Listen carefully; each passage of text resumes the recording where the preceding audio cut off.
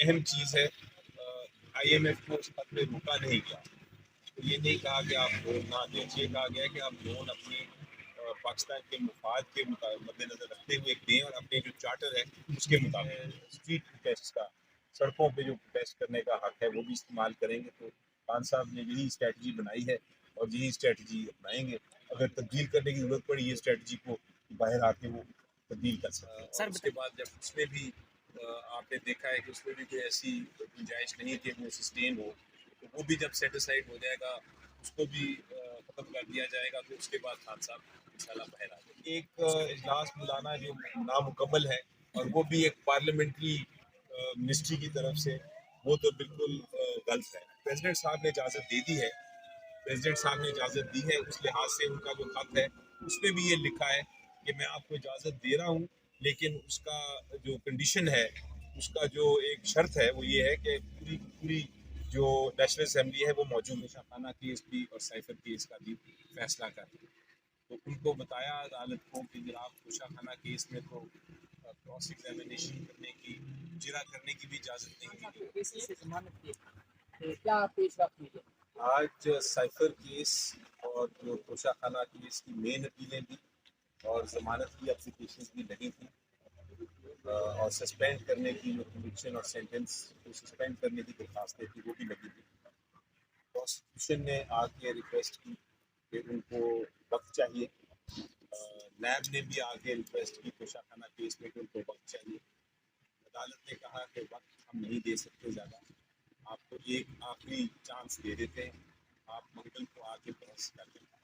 دوسرا عدالت نے یہ کہا کہ جہاں تک تعلق ہے سسپینشن اور کنوکشن جو سینٹنس کی ہے اس کے خلاف درخواست کی بجائے ہم مین کیس جو ہے اپیلیں وہی سننا چاہیں گے.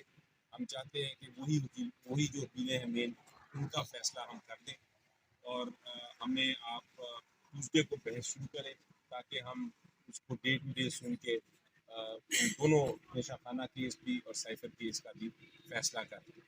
تو ان کو بتایا عدالت کو کہ جناب کوشہ خانہ کیس میں تو کراس ایگزامینیشن کرنے کی، جرا کرنے کی بھی اجازت نہیں ملی، اور جو سائفر کیس تھا اس میں تو وکلا کو ایک کمرے میں بند کر دیا گیا اور ان کو بھی کسی قسم کی جرا کرنے کی یا بحث کرنے کی اجازت نہیں دی. یہ بڑے انیوژل کیسز ہیں، عجیب و غریب کیسز ہیں.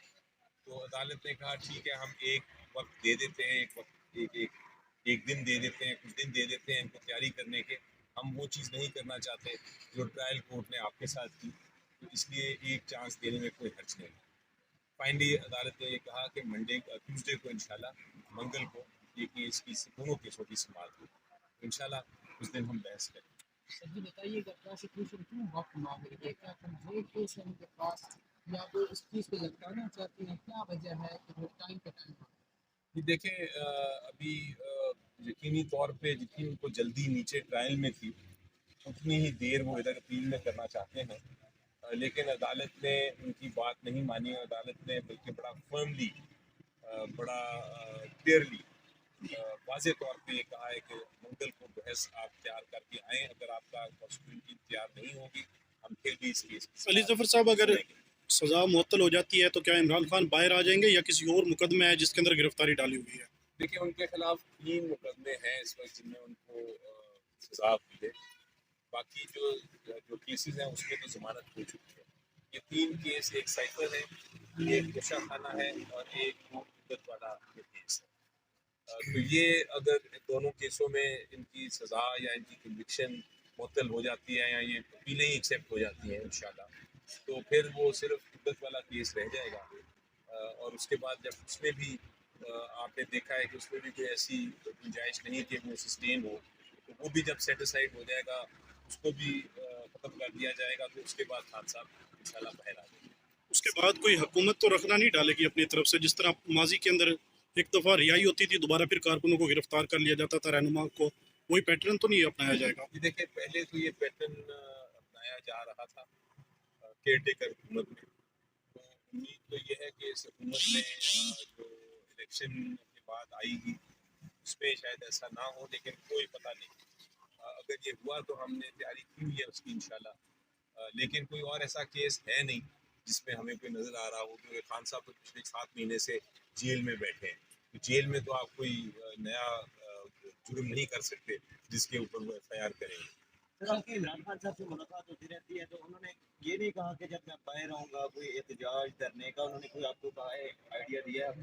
نہیں، اب تو دیکھیں انشاءاللہ جب باہر آئیں گے تو وہ میرا خیال ہے جو ہماری 3 پرونگ اسٹریٹجی ہے، 3 سائڈ پہ اسٹریٹجی ہے وہی بنائیں گے۔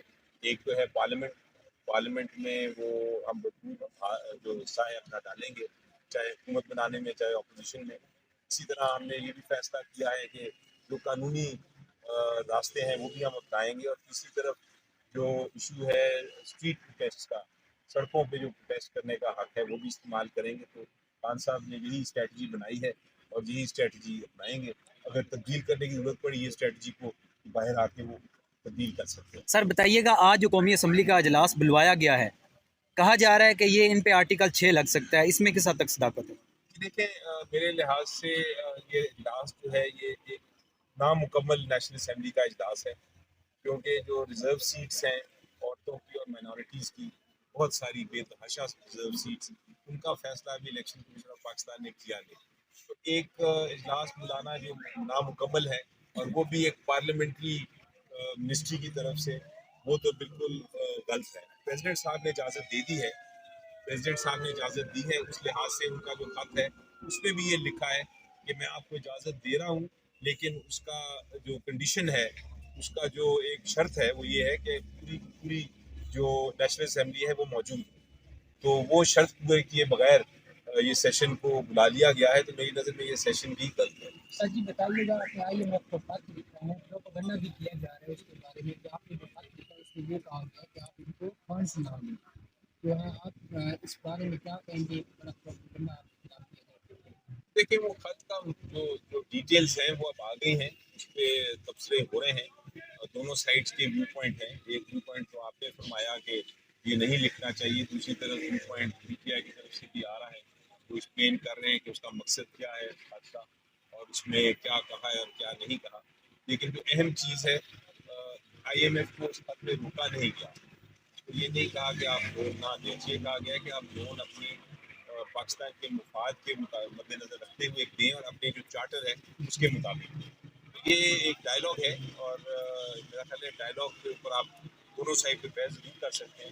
میں یہ نہیں کہتا کہ ون سائڈڈ ہے، یہ ڈیبیٹیبل ہے، لیکن ایک ہمارا ایک پاکستان کے عوام کی خاطر، پاکستان کی جو عوام کا مینڈیٹ چوری ہوا ہے اس کی خاطر جہاں جہاں ہم آواز اٹھا سکیں گے ہم اٹھائیں گے۔ سر یہ بتائیے گا کہ آج جو اجلاس ہوا اس کے بعد قادر پٹیل صاحب بات اتنے کے پارٹی کو، انہوں نے کہا ہے کہ جو کچھ رہنما تھے نا ان کا جو رویہ تھا بڑا غیر ذمہ دارانہ رویہ تھا، انہوں نے ہر بات پہ پروٹیسٹ کیا، وہ آپ کی طرف بھی اشارہ کر رہے تھے پی ٹی آئی کی طرف، تو اس بیان کو آپ کیسے لیں گے، کیا کہیں گے؟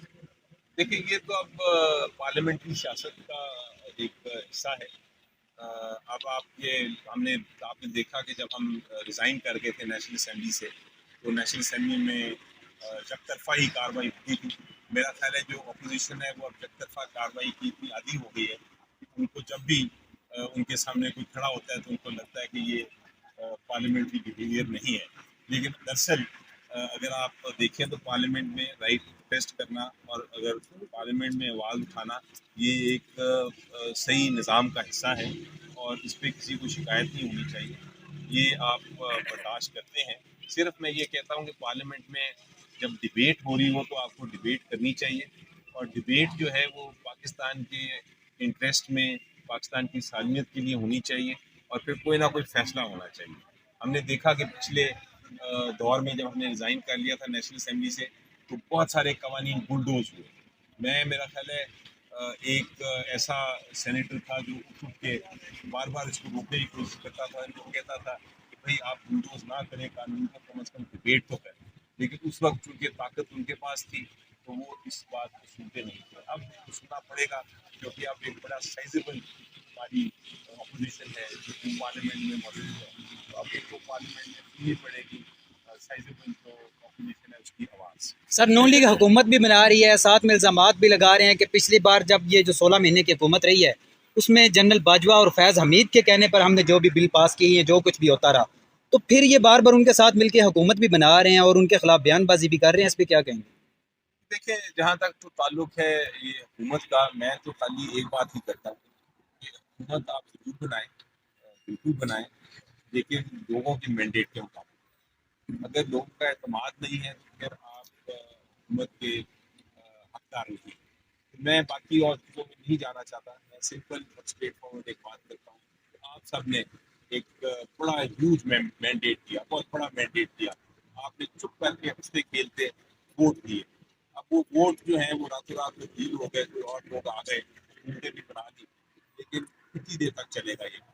سر جی آپ اس بات لے لیجیے کہ خود یہ کارکنان کے جو خبری ہے آپ کے پاس 5 سال بعد تک آ رہا ہے۔ انشاءاللہ اب تو قریب سے قریب تر وقت آتا جا رہا ہے، اب جو انتظار کی گھڑیاں تھیں وہ کم ہوتی جا رہی ہیں، اور انشاءاللہ میں پوری کوشش کر رہا ہوں، بھرپور کوشش کر رہا ہوں، آپ دعا گو رہیں۔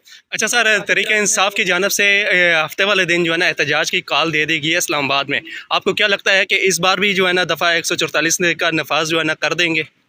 دیکھیں جی، پرامن پروٹیسٹ ہوگی، پرامن پروٹیسٹ کرنا یہ ایک حق ہے، آئینی حق ہے، اس کو سیکشن 144 کے تحت بار بار روکنا یہ آئین کی خلاف ورزی ہے۔ اب یہ پیسفل پروٹیسٹ بھی نہ کرے، اب تو الیکشن ختم ہو گئے ہیں، پہلے تو چلیں آپ کو ڈر تھا، آپ نے ہر جگہ سیکشن 140 کو اس لیے امپوز کیا، اس لیے رکھا کہ پی ٹی آئی الیکشن میں کیمپین نہ کر سکے، لیکن اب اگر الیکشن ختم ہو گیا تو اب تو پروٹیسٹ کا حق روکنا ناجائز ہوگا۔ جی بہت بہت